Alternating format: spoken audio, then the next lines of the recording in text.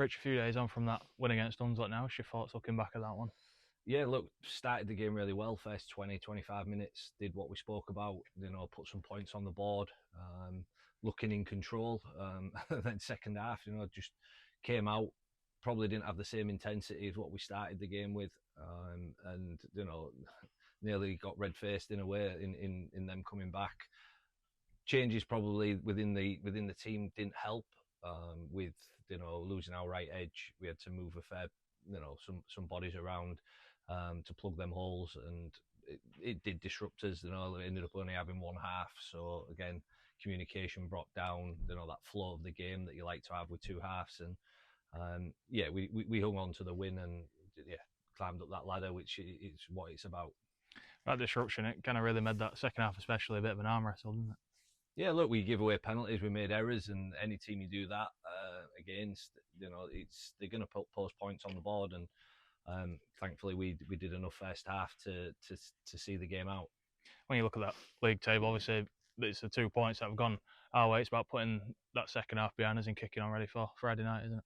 Yeah, like I said, there's some excuses for that performance in making changes, just playing with one half. So I think we can make excuses for them in that aspect. But yeah, look, we're going to have to be at our best to go to Bradford and get the result.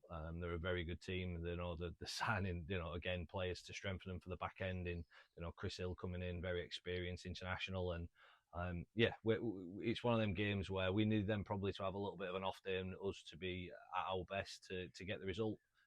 But our backs have been against the wall a few times this season, and our boys have come out swinging. So yeah, we're looking forward to it. Like I say, looking forward to Friday night. Obviously, we went at their first game of this season. We've come on quite a bit since then, haven't we? Yeah, certainly.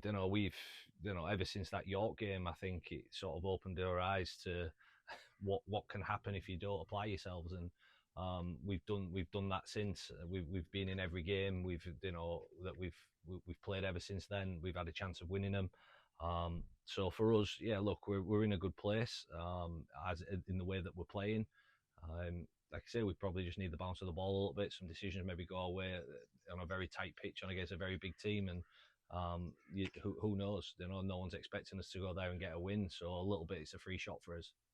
Obviously, we played them at home just before we went on those mid-season travels. It could have gone either way on that day, couldn't it?